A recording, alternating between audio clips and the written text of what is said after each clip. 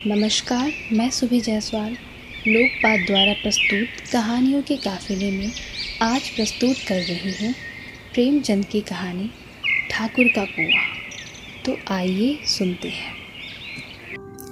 जोखू ने लोटा मुंह से लगाया तो पानी में सख्त बदबू आई। गंगी से बोला, यह कैसा पानी है, मारे बास के पिया नहीं जाता, गला सूखा जा रहा है और तू सरा पानी पिलाए देती है।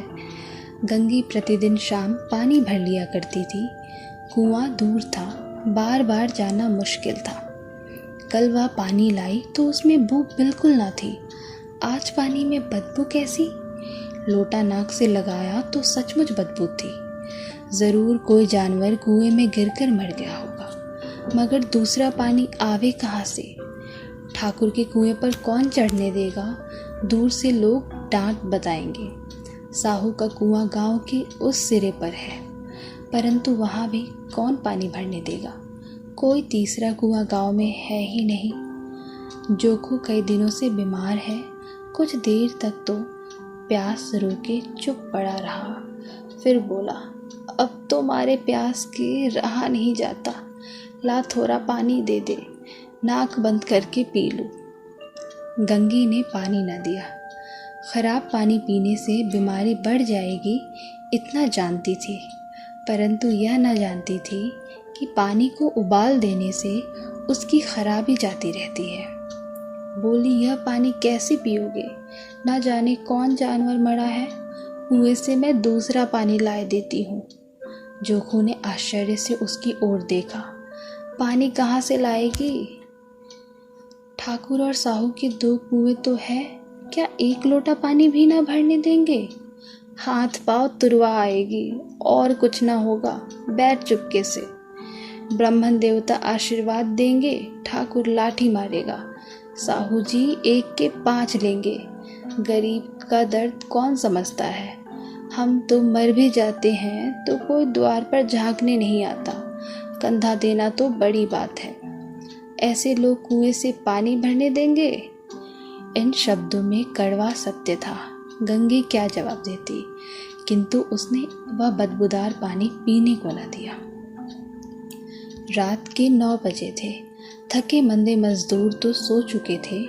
ठाकुर के दरवाजे पर 10-5 बेफिक्रे जमा थे। मैदानी बहादुरी का तो अब न जमाना रहा है न मौका।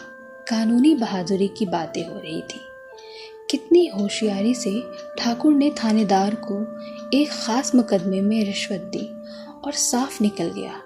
कितनी अक्लमंदी से एक मार्के के मुकदमे की नकल ले आए। नाजीर और मोहतमीम सभी कहते थे नकल नहीं मिल सकती। कोई 50 मांगता, कोई 100। यहाँ बपैसे कौड़ी नकल उड़ा दी गई। काम करने का ढंग चाहिए। इसी समय गंगे कुएं से पानी लेने पहुंची। कुप्पी की धुंधली रोशनी कुएं पर आ रही थी। गंगी जगत की आड़ में बैठी मौके का इंतजार करने लगी। इस कुएं का पानी सारा गांव पीता है, किसी के लिए नहीं रोका। सिर्फ ये बदनसीब नहीं भर सकते। गंगी का विद्रोही दिल रिवाजी पाबंदियों और मजदूरियों के चोटे करने लगा। हम क्यों नीच हैं और ये लोग क्यों ऊंच है? इसीलिए कि ये लोग गले में तागा डालते हैं। यहाँ तो जितने हैं एक से एक छठे हैं। चोरी ये करे, जाल फरेब ये करे, झूठे मुकदमे ये करे। अभी इस ठाकुर ने तो उसी दिन बेचारे गररिये की भेड़ चुरा ली थी और बाद में मार कर खा गया। इन्हीं पंडितों के घर में तो 12 मास जुआ होता है। यही साहू जी घी में तेल मिलाकर बेचते हैं। काम करा लेते हैं, मजदूरी देते नानी मरती है। किस किस बात से हमसे ऊंचे हैं? हम गली गली चिल्लाते नहीं कि हम ऊंचे हैं ऊंचे हैं। कभी गांव में आ जाती तो रस भरी आंखों से देखने लगते हैं, जैसे सबकी छाती पर सांप लौटने लगता है। परंतु घमंड यह है कि हम ऊंचे हैं। कुएं पर किसी के आने की आहट हुई। गंगी की छाती धक धक करने लगी। कहीं देख ले तो गजब हो जाए, एक लात भी तो नीचे ना पड़े। उसने घड़ा और रस्सी उठा ली और घूमकर चलती हुई एक वृक्ष के अंधेरे साए में जा खड़ी हुई। कब इन लोगों को दया आती है किसी पर। बेचारे महंगू को इतना मारा कि महीनों लहू थूकता रहा, इसीलिए तो कि उसने बेगारी ना दी। इस पर ये लोग ऊंचे बनते हैं। कुएं पर स्त्रियां पानी भरने आई थी, उनमें बातें हो रही थी। खाना खाने चले, हुक्म हुआ कि ताज़ा पानी भर लाओ, घड़े के लिए पैसे नहीं हैं। हम लोगों को आराम से बैठते देख जैसे मर्दों को जलन होती है। हाँ, यह तो ना हुआ कि कलसिया उठाकर भर लाते, बस हुक्म चला दी ताज़ा पानी लाओ, जैसे हम लौंडिया ही तो है। लौंडिया नहीं तो और क्या हो तुम? रोटी कपड़ा नहीं पाती, 10-5 रुपए भी छीन झपट कर ले ही लेती हो। और लौंडिया कैसी होती है? मत जलाओ दीदी, क्षण भर आराम करने तो जी तरस जाता है। इतना काम किसी दूसरे के घर कर देती तो इससे कहीं आराम से रहती। ऊपर से वह एहसान भी मानता। यहाँ काम करते करते मर जाओ, पर किसी का मुंह ही सीधा नहीं होता। दोनों पानी भरकर चली गई तो गंगे वृक्ष की छाया से निकलकर और कुएं के जगत के पास आए। बेफिक्रे चले गए थे। ठाकुर भी दरवाज़ा बंद कर अंदर आंगन में सोने जा रहे थे। गंगी ने क्षणिक सुख की सांस ली। किसी तरह मैदान तो साफ हुआ। अमृत चुरा लाने के लिए जो राजकुमार किसी ज़माने में गया था, वह भी शायद इतनी सावधानी के साथ और समझ बूझ कर न गया होगा। गंगी दबे पांव कुएं की जगत पर चढ़ी। विजय का ऐसा अनुभव उससे पहले कभी ना हुआ था। उसने रस्सी का फंदा घड़े में डाला, दाएं बाएं चौकन्नी दृष्टि से देखा, जैसे कोई सिपाही रात को शत्रु के किले में सुराख कर रहा हो। अगर इस समय वह पकड़ ले गई तो फिर उसके लिए माफ़ी या रियायत की रत्ती भर भी उम्मीद नहीं।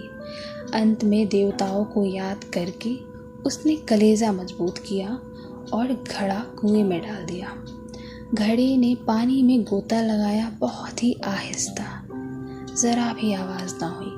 गंगी ने 2-4 हाथ जल्दी जल्दी मारे, घड़ा कुएं के मुंह तक आ पहुंचा। कोई बड़ा सहजोर पहलवान भी इतनी तेज़ी से न खींच सकता था। गंगी झुकी कि घड़े को पकड़कर जगत पर रखे कि एकाएक ठाकुर साहब का दरवाज़ा खुल गया। शेर का मुंह भी इससे अधिक भयानक न होगा। गंगी के हाथ से रस्सी छूट गई। रस्सी के साथ घड़ा धड़ाम से पानी में गिरा और कई क्षण तक पानी में हिचकोले की आवाज़ें सुनाई देती रही। ठाकुर कौन है पुकारते हुए कुएं की तरफ आ रहे थे और गंगी जगत से कूदकर भागी जा रही थी। घर पहुंचकर देखा कि जोखू लोटा मुंह से लगाए वही गंदा मैला पानी पी रहा था।